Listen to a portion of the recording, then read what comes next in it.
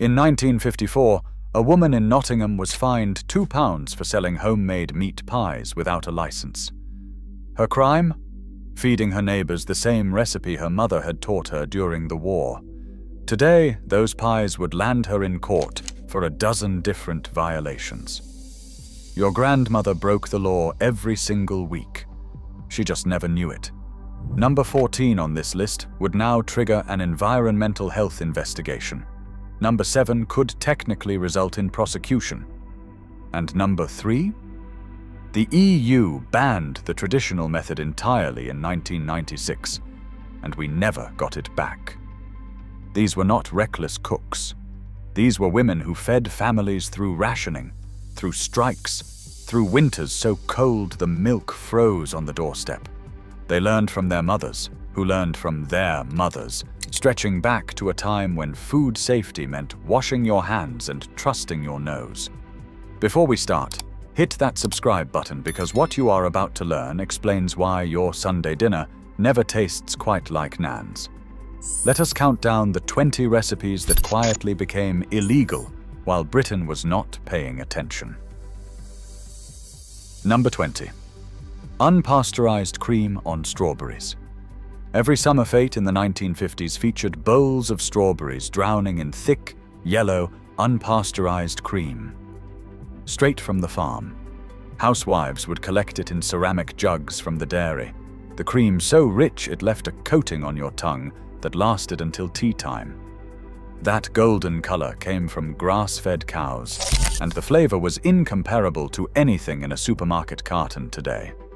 Children queued at village fetes, watching the cream pooling around crimson berries, knowing that this was the taste of summer itself.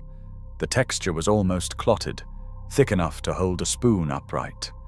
Yet EU regulations implemented in the 1990s effectively killed raw cream sales outside of farm shops with special licenses.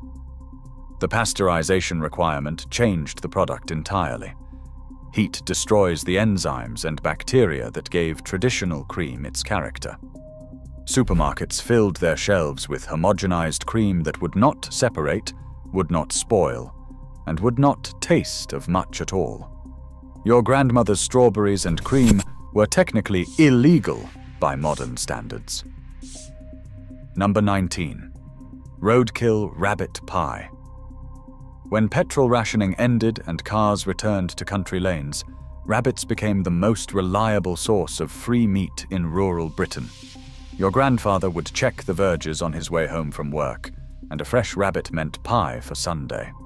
Housewives knew exactly how to tell if the animal was safe, clear eyes, no smell, no bloating.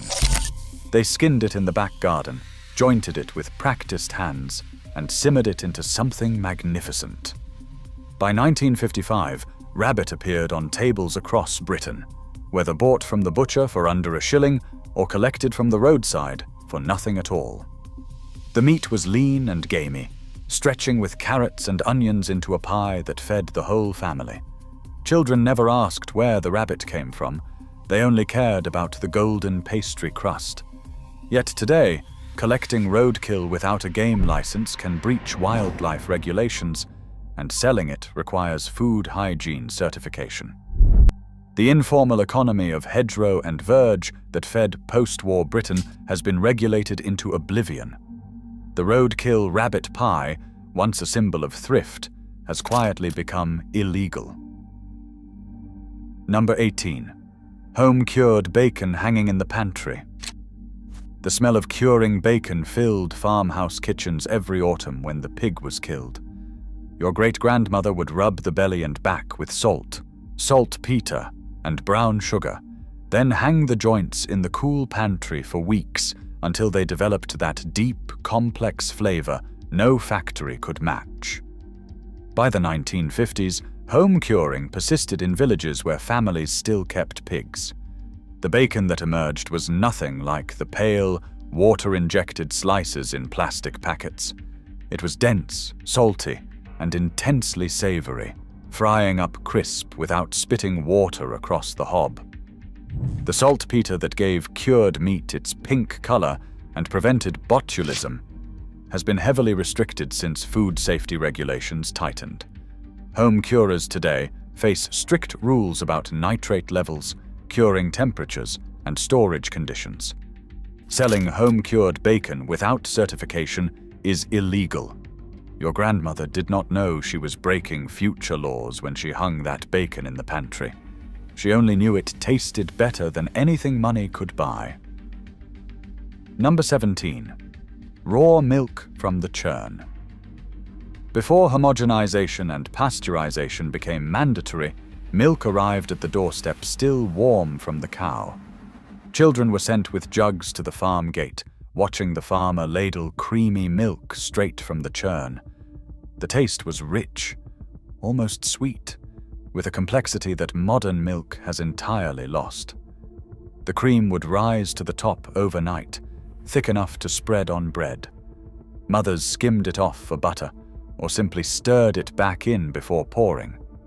Yet raw milk sales have been illegal in Scotland since 1983, and they are heavily restricted in England and Wales. Farmers who sell it directly must display warnings about health risks. Supermarkets cannot stock it at all. Your grandmother drank raw milk every day of her childhood. She fed it to her children without a second thought. Today, that same practice would breach food safety regulations. Number 16. Potted shrimps with homemade clarified butter. Along the Lancashire coast, housewives bought shrimps fresh from the boats and potted them in butter clarified in their own kitchens. The tiny brown shrimps, barely bigger than a fingernail, were packed into ceramic pots and sealed with a layer of golden butter that preserved them for weeks without refrigeration. The butter, clarified by simmering until the milk solids sank, was seasoned with mace and white pepper. That combination of sweet shrimp, warm spice, and rich fat was the taste of the Lancashire coast. Regulations changed everything. Potted shrimps made at home for sale now require full commercial kitchen certification. The traditional ceramic pots have fallen foul of rules requiring sealed, tamper-evident packaging. What was once a cottage industry employing coastal women for generations has been consolidated into a handful of licensed producers. Your grandmother's potted shrimps, made in her own kitchen and sold at the church fete, would now be seized and destroyed by environmental health. Number 15. Lard rendered at home from pork fat. Every part of the pig found a use in post-war kitchens, and the fat was no exception. Housewives would collect the leaf fat and the back fat from the butcher, chop it fine, and render it slowly in a heavy pan, until nothing remained but pure white lard and crispy scratchings. That lard went into everything: pastry that shattered at the touch of a fork, roast potatoes that crackled golden, and cakes with a tender crumb no vegetable shortening could match. The scratchings, salted and served warm, were the cook's reward. Children would hover near the stove, waiting for a handful. Yet selling home-rendered lard now requires food business registration, hazard analysis documentation, and compliance with regulations your grandmother had never heard of. The industrial lard that replaced it, refined and deodorized until it tastes of nothing, cannot produce the same results. Your grandmother's perfect pastry went with it. Number 14. Home-smoked fish hung in the chimney. Before refrigeration, smoking was survival. Housewives in coastal villages hung herring, mackerel, and haddock in the wide kitchen chimney, letting peat or oak smoke preserve and flavor the fish over days. The result was kippers and bloaters with a depth of flavor that commercial smoking cannot match. By the 1950s, home smoking had declined in towns, but fishing communities still practiced the art. The fish that emerged were golden brown, oily, and intensely smoky, served for breakfast with bread and butter. The smell permeated everything: curtains, clothes, and the very walls of the cottage. That smell meant food for the winter. Yet home smoking for sale is now virtually impossible without commercial premises, approved smoking equipment, and food hygiene certification. The chimney corner smoking that sustained coastal families for generations would fail modern food safety requirements immediately. Your grandmother's kippers, hung in the chimney and served to her family, technically violated every principle of modern food safety law. They also tasted better than anything in a supermarket packet. Number 13. Elderflower champagne. Fermented in glass bottles. Every June, hedgerows across Britain frothed with elderflower, and housewives gathered the creamy heads to make a sparkling drink that cost nothing but time. The recipe was simple: flowers, sugar, lemon, and water, left to ferment until the natural yeasts produced bubbles and a gentle alcohol content. Children helped to pick the flowers, shaking off insects, and watched the bottles cloud and fizz over the following weeks. The pressure could blow glass bottles apart, a known risk that added excitement to every batch. Yet producing and selling alcoholic drinks without a license has been illegal for centuries, and elderflower champagne falls squarely within the regulations. The natural fermentation produces alcohol, typically around 2 or 3%, requiring an alcohol production license for sale. Your grandmother made it every summer without a thought for regulations. She served it to neighbors and sold bottles at charity sales. Today, that same practice could result in prosecution. Number 12. Pressed tongue set in its own jelly. Ox tongue was the centerpiece of cold suppers across Britain, bought from the butcher and simmered for hours until the rough outer skin peeled away to reveal the smooth pink meat beneath.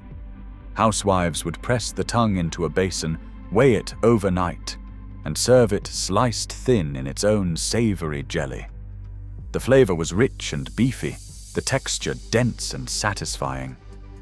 By 1955, pressed tongue appeared at every proper tea table, sliced alongside pickles and crusty bread. The jelly, made from the cooking liquor, set firm enough to hold the tongue in shape, wobbling slightly as it reached the table. Children watched the slicing with fascination, the pink spirals emerging from the gelatinous block. Yet making and selling meat products set in natural jelly now requires commercial kitchen certification and hazard analysis documentation. Aspic and jelly-set meats have largely disappeared from British tables. Your grandmother's pressed tongue, made in her own kitchen and served at family gatherings, would now require paperwork she never imagined.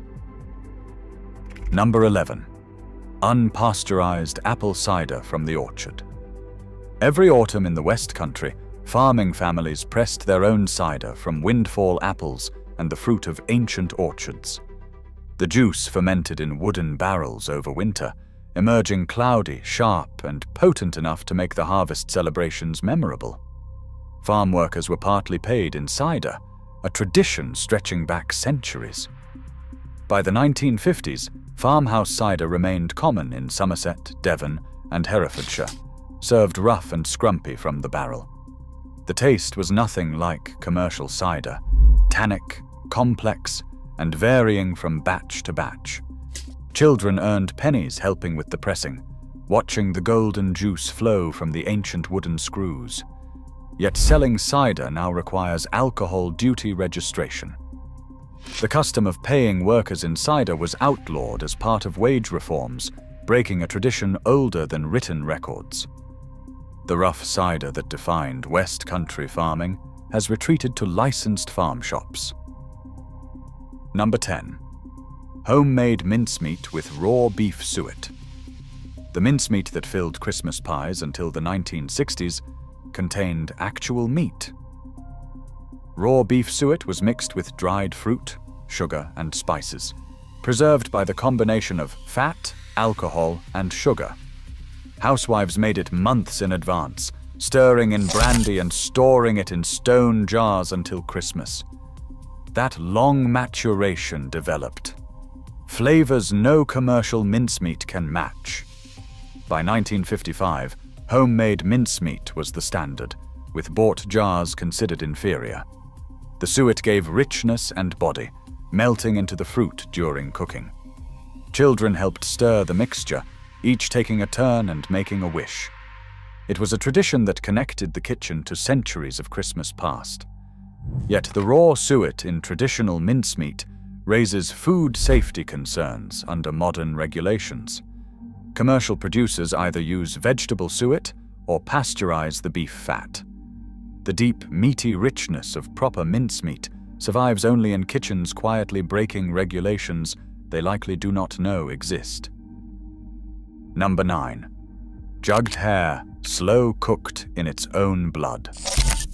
The most controversial dish on this list was once the height of country house cooking. Jugged hare required the animal to be hung undrawn for days, the blood collected and stirred into the braising liquid at the end of cooking to thicken and enrich the sauce.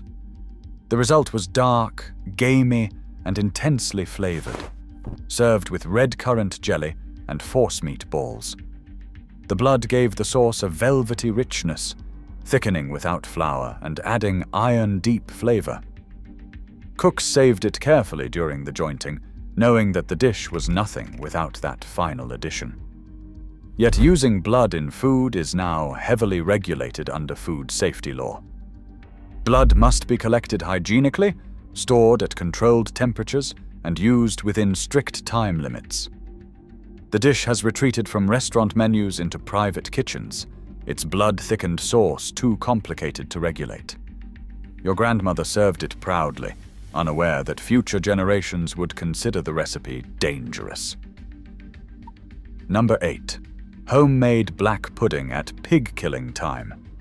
When families still kept pigs, the killing was a community event, and every part of the animal found a use. The blood was caught in basins mixed with oatmeal, onions, and fat, then stuffed into intestine casings and boiled until firm. Homemade black pudding, still warm from the pot, was the immediate reward for the grim work of slaughter. The pudding that emerged was rich, crumbly, and intensely savory, sliced and fried for breakfast or eaten cold with pickle. Children watched from a distance, fascinated and horrified in equal measure. Home slaughter without a license is illegal. The blood must be collected under veterinary supervision, and black pudding production for sale requires full food business registration. The tradition that connected families to their food has been regulated out of existence. Your grandmother's black pudding, made from a pig she helped to rear and kill, would now require permissions she never imagined. Number 7. Selling home-baked goods without certification. Every church fete, village hall, and school fair once depended on home-baked goods sold to raise funds. Victoria sponges, fruit cakes, and scones emerged from domestic kitchens to be judged, sold, and consumed without a thought for food hygiene regulations. The tea tent was the heart of every summer gathering, and the bakers were local legends. Mothers competed to produce the finest cake, and the judging was taken as seriously as any professional competition. Children saved pennies for a slice of Mrs. Thompson's chocolate sponge, yet food safety regulations now require even occasional sellers to register as food businesses, complete food hygiene training, and comply with allergen labeling rules. The friendly cake stall at the church fete technically falls under the same regulations as commercial bakeries. The amateur baker who contributes to the school fundraiser risks prosecution if something goes wrong. Your grandmother sold her cakes without a second thought, her reputation the only quality assurance needed. Number 6. Raw egg mayonnaise made fresh daily. Every salad, sandwich, and cold plate in the 1950s featured homemade mayonnaise, whipped fresh from raw eggs, oil, and vinegar. The texture was glossy and rich, nothing like the stabilized jar mayonnaise that would later conquer supermarket shelves. Housewives learned the technique from their mothers: slow drizzling, constant whisking, and the patience to know when the emulsion would hold. The flavor was bright and eggy, a world apart from commercial brands. Children helped with the whisking, arms aching, watching the transformation. Yet raw egg mayonnaise carries salmonella risk, and serving it commercially now requires either pasteurized eggs or detailed hazard analysis. Home cooks remain free to make it, but selling sandwiches containing homemade mayonnaise without certification is illegal. Your grandmother served it daily, confident in the freshness of eggs from the farm down the road. Number 5. Home-preserved vegetables in reused jars. The kitchen shelves of every thrifty household groaned with runner beans, beetroot, onions, and piccalilli, all stored in reused jam jars and sealed with waxed paper. Preserving was a ritual of late summer, women working together to process the garden's bounty before the first frosts arrived. The jars lined pantry shelves with handwritten labels recording the date and contents. Children helped with the washing and filling. The smell of boiling vinegar filled kitchens, promising flavor through winter. But home-preserved vegetables carry a botulism risk if not processed correctly, and selling them now requires demonstrable food safety procedures. Reused jars and paper seals would fail modern regulations immediately. Your grandmother's pickled beetroot was produced without any of the documentation now considered essential. Number 4. Tripe dressed in milk and onions from unregistered butchers. The tripe shops of northern England operated on relationships and reputation rather than paperwork. Butchers who had dressed tripe for generations sold it ready prepared, boiled until tender, and served with milk and onions. The trade was informal, and the product was fresh. By 1955, Manchester alone had over 300 tripe dressers, their shops steaming with the smell of boiling offal. Workers queued at the counter, knowing which shop's tripe was worth walking an extra street for. The preparation required skill, passing from father to son. Yet tripe dressing is now subject to full meat hygiene regulations, requiring licensed premises and veterinary inspection. The neighborhood tripe shop has all but vanished. Your grandmother bought her tripe from a man she knew. That transaction would now require paperwork neither of them ever imagined. Number 3. Haggis made with sheep pluck and natural casings. The great chieftain of the Puddin race once emerged from kitchens across Scotland, made from sheep's pluck, the heart, liver and lungs minced together with oatmeal and spices, stuffed into the animal's stomach, and boiled until firm. Every household had its own recipe. By 1955, haggis appeared on Burns night tables throughout Scotland. Children watched the filling being spooned into the pale casing. Yet sheep lungs have been banned from human consumption in the United States since 1971, and European Union regulations heavily restricted their use. The traditional haggis that requires pluck with lungs intact cannot be legally exported. Within Britain, regulations around offal processing have consolidated production into licensed facilities. Your grandmother's haggis, made from a sheep her family knew, stuffed into a stomach she cleaned herself, would now breach regulations she never heard of. Number 2. Bread baked at home and sold to neighbors. Before supermarkets homogenized British bread into plastic-wrapped uniformity, women baked and sold to their streets. The smell of fresh loaves drifting from a terraced kitchen meant bread for sale, and neighbors queued at the back door for a loaf still warm from the oven. The money earned supplemented family income. Children delivered loaves wrapped in cloth, collecting pennies that helped pay the rent. That simple transaction connected neighbors and built community. Yet selling bread without food business registration is illegal. It requires hygiene certification, allergen documentation, and potentially kitchen inspections. The informal bread economy that once sustained families and fed streets has been regulated out of existence. Your grandmother might have sold loaves to help make ends meet, her reputation the only license she needed. Number 1. The whole Christmas dinner, from farm to table. The most illegal meal your grandmother ever cooked was Christmas dinner. made entirely from ingredients that modern regulations would condemn. The turkey arrived with feathers still attached, hung in the shed until Christmas Eve. The stuffing contained raw suet and fresh sage from the garden. The bread sauce was made with raw milk. The trifle featured unpasteurized cream. The mincemeat had been maturing since October with raw beef fat. The Christmas pudding contained ingredients mixed by every family member, including the children who licked the spoon. Every element of that feast would now breach some regulation: the hanging of the undrawn bird, the raw dairy, the home-cured bacon served at breakfast, the eggs from hens in the back garden collected without washing or dating. The meal that represented the pinnacle of the British year was also the greatest concentration of technically illegal practices. Yet families survived those Christmases. More than survived, they thrived, gathering around tables laden with food that tasted of care, skill, and tradition. The Christmas dinner your grandmother made cannot be legally replicated today. Not a single element would pass modern food safety inspection as she prepared it.